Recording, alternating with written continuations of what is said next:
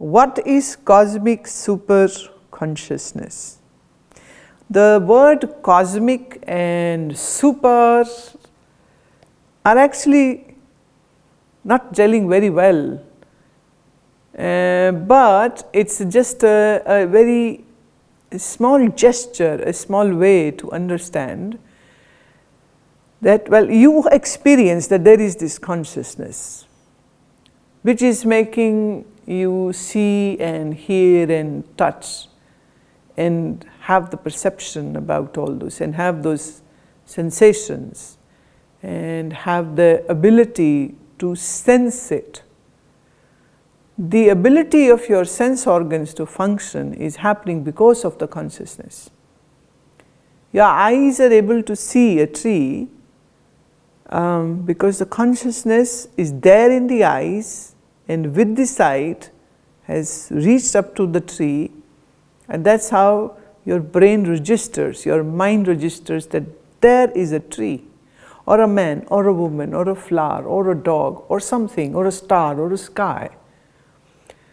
Your eyes are dead in their own way. Dead in the sense we can call it inert. It doesn't have its own life in it, but yet it is full of life.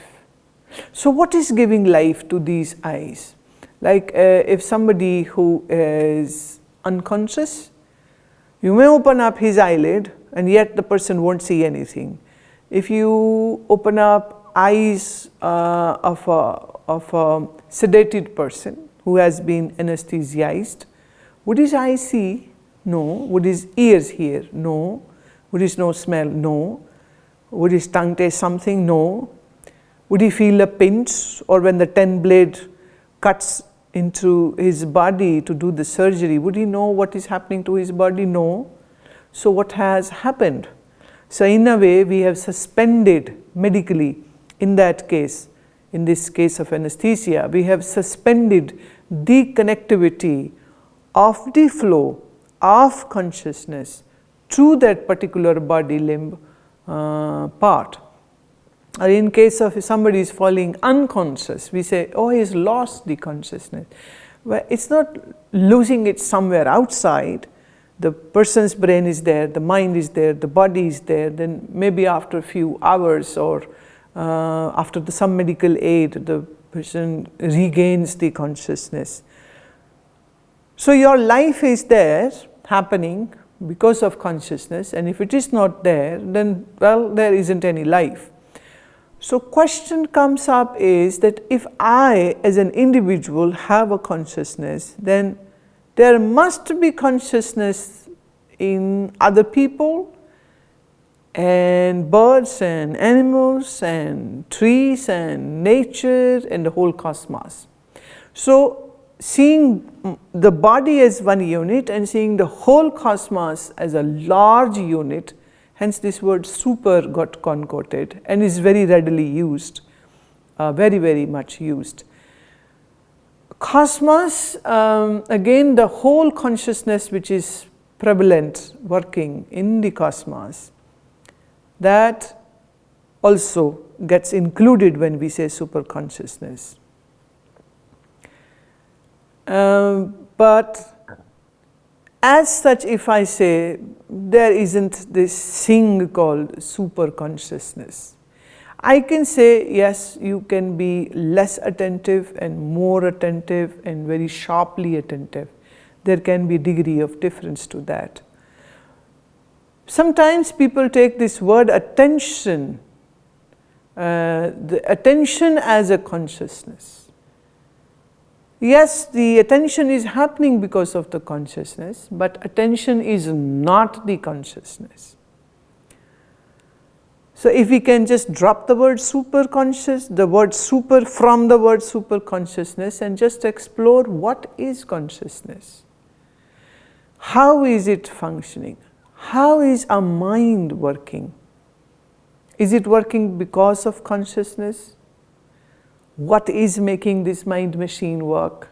All the memories and perceptions and sensations and the sum collected memories of not only this life but of all the past lives which we have experienced. Or you may say, not experience, this is the only one life. I have no issue in that too. But you need to dig deep into this thing, what you have, the consciousness. What is that? How is it different from the mind? Is it same as the mind, or is it different from the mind? Or should I say, when you say I, is it because of the consciousness you say I, or it is the consciousness which is saying I am? So we need to go more deeper into this, and that will happen one by inquiry, by inquiring into it. As Raman Maharishi used to always say, just look towards yourself. He would prohibit people asking, this itchy question. Every question is just an itch. He would say, don't ask too many questions. Just for every question, his answer would be as simple as that: know who I am, know who you are. Once you know this, your all answers will be there. So if we can forget the word super consciousness and just look into what the consciousness is, and that you can only find by being attentive, being very diligently attentive. Like what I'm speaking now, you're listening to it, every word, and the every pause in between the words and sentences. And then every breath which is going in while I'm speaking, and the breath which is coming out, being able to sense that, being able to feel that, being in this moment in totality, being with your own body and mind and breath in totality, being with your own thoughts in totality, observing everything in totality. And this observation alone will bring you to the point where you can see that at what point your mind goes into inertia, and where and what is making your mind pop up and do all the thinking and all the memories and all the beauty or the ugliness, whatever it is, it registers because of that.